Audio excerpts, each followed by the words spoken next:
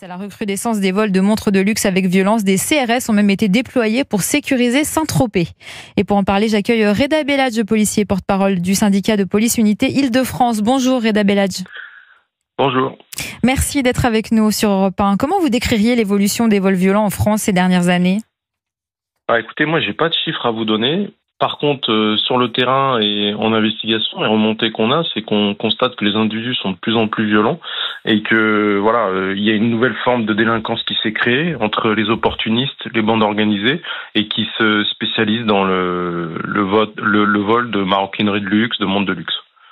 Gérald Darmanin a dit qu'il n'y avait plus de zone safe en France. Vous le constatez aussi ? Oui. Je pense que les gens ont ouvert les yeux, même si c'était que un acte de violence. Avec Crépol, il s'est passé quelque chose. Il y a eu, les gens se sont rendus compte qu'au niveau de notre société, on était plus safe.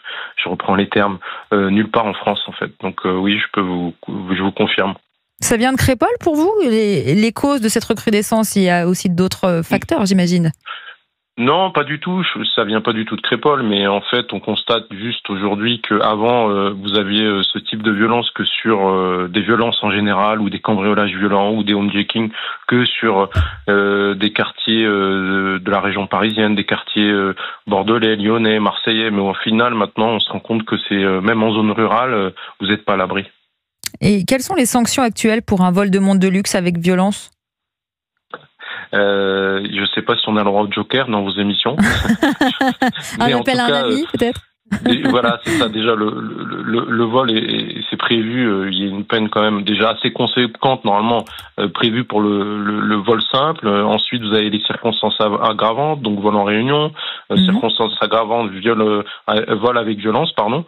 Oui, c'est prévu dans le code pénal des peines quand même qui sont lourdes, mais malheureusement, on constate que les individus sont déjà rarement condamnés à des peines fermes, très rarement.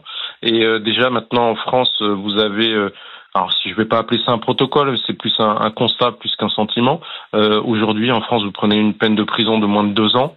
Même quand vous êtes multirécidiviste, très souvent vous vous retrouvez avec un bracelet et puis vous êtes entre guillemets libre, comme les policiers et les victimes ne souhaiteraient pas vous voir libre. Donc le sentiment d'impunité, c'est un facteur dans cette recrudescence. Mais bien sûr, bien sûr. À partir du moment où on n'a plus peur d'être condamné. Non, c'est pas la condamnation, parce que je me souviens que un ancien garde des Sceaux, encore il y a peu, disait que oui, il y a beaucoup de condamnations, mais à un moment le sursis, oui, c'est une condamnation, mais est-ce que c'est une sanction ? Non. Le manque de réponse pénale et de sanction, il est pour nous en tout cas. Ce qu'on constate sur le terrain et en investigation, c'est qu'il n'est pas présent. Et je pense que les Français et les victimes en général s'en rendent de plus en plus compte. Reda Belladj, est-ce que les attaques sont plus violentes qu'avant, d'après ce que vous constatez sur le terrain ? Oui, elles sont beaucoup plus violentes. On va prendre l'exemple des cambriolages. Avant, un cambrioleur, il avait un pied de biche ou un tournevis. Et aujourd'hui, c'est des équipes. C'est plus un cambrioleur, mais c'est plusieurs cambrioleurs. Et très souvent, encore hier soir, des collègues ont fait une course-poursuite peu avant 3h du matin. On a eu un motard qui s'est retrouvé au sol lors de la course-poursuite. On a réussi à interpeller un des auteurs présumés. Et dans la voiture, qu'est-ce qu'on a retrouvé ? On a retrouvé des serflex, des cagoules, des gants. Donc on ne sait pas si c'était pour un règlement de compte, on ne sait pas si c'était pour un homejacking. Mais tout ça pour dire que les cambrioleurs, en tout cas, ou les individus qui commettent des actes de violence comme la séquestration, sont de plus en plus équipés et n'hésitent pas à être armés. Oui, ils sont très organisés. Les victimes portent toujours plainte dans ces cas-là ? Oui, elle dépose plainte parce que la première chose qu'on fait, nous, les policiers, on aime attraper ces individus-là. On aime notre métier, c'est le cœur de notre métier d'ailleurs. Et du coup, on les force pas, mais on les encourage fortement à déposer plainte. Donc très généralement, les gens déposent plainte. Et puis dans les cas que vous avez cités, c'est des préjudices qui sont assez importants dans le domaine du luxe. Donc maintenant, on va dire que la société au niveau des assurances est un peu adaptée. Donc les gens n'hésitent pas à déposer plainte pour justement pouvoir essayer de limiter les dégâts et puis se faire rembourser au moins une partie de leurs biens. Et en quelle proportion les enquêtes aboutissent à des arrestations à peu près ? Alors ça dépend, mais en tout cas au niveau des homejacking, on n'est pas loin des 40%, on est hyper efficace. D'accord. Parce qu'en général, à partir du moment où il y a utilisation d'une arme, le protocole veut, utilisation d'une arme ou que la victime est une personnalité, de manière systématique. Ce sont des PJ qui sont saisis dans 90% des cas, et du coup ils excellent dans ce type d'enquête. Ils ont beaucoup plus de moyens, ils sont expérimentés, donc du coup on arrive à bien remonter les affaires aussi grâce parce qu'on a évolué au niveau de la police technique et scientifique. Nos collègues de la police technique et scientifique, ils nous ont changé un peu le système. On arrive toujours à coincer les individus, souvent en quelques semaines ou en quelques mois, grâce à notre amélioration au niveau technique. Et je remercie le monsieur pour ses dires par rapport à la police, et comme je pense qu'il a tout résumé, c'est que des fois, souvent, nous en tout cas, on a le sentiment, enfin on constate, c'est plus un sentiment, il y a quelques années c'était un sentiment, mais on constate que ça suit pas trop derrière. Mais oui, on arrive à interpeller les individus. Pourquoi aussi? Parce qu'en fait, les gens ont pris conscience, madame. Avant, ils prenaient pas, c'était chacun pour soi. Surtout dans certains quartiers UP, c'était chacun pour soi. On nous appelait pour des tapages, pour ceci, pour cela. Mais par contre, maintenant, on a l'impression que les gens sont de plus en plus vigilants. Et je pense que aujourd'hui, sans eux, on peut pas avancer. Et je pense que c'est bien qu'aujourd'hui, les gens, ils aient le réflexe d'appeler la police. Ils ont souvent aussi maintenant, on en parlera peut-être tout à l'heure, des caméras Wi-Fi ou des boîtes privées. Mais en tout cas, quasiment en direct, on arrive à avoir les images et puis on arrive à interpeller rapidement. Mais le problème, je donnerai un autre exemple aussi, mais le problème c'est que derrière, vraiment au niveau de la réponse pénale, c'est compliqué pour nous, et puis c'est compliqué aussi pour les victimes, parce que quand vous êtes victime d'un homejacking ou d'un cambriolage, j'ai du respect pour les personnes, les victimes de viol, mais c'est un peu comme un viol aussi, parce que vous revenez sur le lieu pour dormir la nuit, vous êtes plus tranquille, voilà. Et puis quand vous voyez une réponse pénale où les individus ressortent, je vais vous donner un exemple, comme ça ce sera fait. Il y a quelques jours en banlieue parisienne, dans un quartier plus que correct de la région parisienne, un individu il était en vacances avec sa famille, il s'est fait cambrioler. Les collègues ont eu tout de suite les images en direct. Un ami à lui s'est déplacé tout de suite sur place, et les individus ont été interpellés par là-bas, qui justement ils volaient des produits de luxe, des maroquineries de luxe et tout. Et après on s'est renseigné, et lui m'a fait le retour pour savoir à quoi étaient condamnés les individus. Certains d'entre eux étaient déjà connus pour les mêmes faits, voire avaient du sursis, et au final ils ont eu une pose de bracelet, voilà, pendant 2 ans. Donc ça veut dire quoi? Ok, c'est bien, il a une pose de bracelet, on l'a condamné, voilà, on l'a condamné. Mais excusez-moi, le problème c'est que la famille, elle va rentrer chez elle, elle n'est pas à l'abri que ces individus reviennent.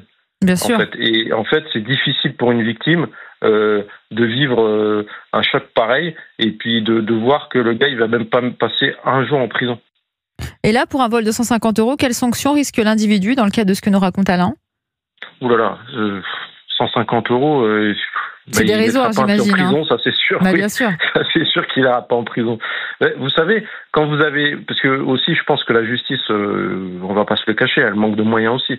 Donc c'est sûr que si vous n'avez pas plus de prison, si vous n'avez pas plus de parquetiers, de magistrats, c'est compliqué de pouvoir traiter toutes les affaires en temps et en heure. Donc des fois, vous finissez avec des rappels à la loi, vous finissez avec des sursis. Pourquoi? Parce qu'aujourd'hui, en France, si vous êtes condamné au final à 2 ans de prison, vous n'irez pas en prison. Voilà. Donc je sais pas ce qu'il faut faire, mais moi ce qui me dérange dans tout ça, c'est que vous vous retrouvez avec des gens qui ont X jours d'ITT, qui sont traumatisés, et moi c'est la sensation qu'on a nous dans la police, parce qu'on fait ça pour protéger les gens. Donc ça crée chez nous aussi, pas autant que les victimes, mais ça crée chez nous une forme de frustration. Il faut revoir le logiciel, je pense. Il faut donner plus de moyens à la justice, surtout aussi beaucoup de moyens et plus de moyens à la police et aux gendarmes, et voire même aux policiers municipaux, et continuer à développer la vidéoprotection, que les gens s'équipent aussi en termes de vidéoprotection, que ce soit personnel ou que ce soit par une boîte privée. Mais ce qui a été souligné par les 2 personnes qui ont été victimes juste avant sur votre antenne, c'est quelque chose qui est très important. C'est comme je disais tout à l'heure, la vigilance des victimes potentielles, et surtout la vigilance des voisins, la solidarité. Aujourd'hui, c'est ça qui va changer les choses aussi. C'est que les gens vont avoir ce réflexe d'appeler la police dès qu'ils vont constater quelque chose d'anormal, en fait. Et on constatait il y a quelques années que il n'y avait pas ça, il n'y avait pas cette solidarité-là. C'est un peu le bon côté de l'augmentation de ce type de fait, c'est que en fait les gens ils ont compris que c'est ensemble qu'on va y arriver et pas tout seul. Quelles améliorations techniques pourraient aider aussi? Vous parliez de caméras Wi-Fi tout à l'heure. Oui, alors c'est vrai que les caméras Wi-Fi maintenant sur le marché, vous en obtenez pour à peine 40, 20 €, ça dépend des modèles, mais vous pouvez avoir une caméra Wi-Fi.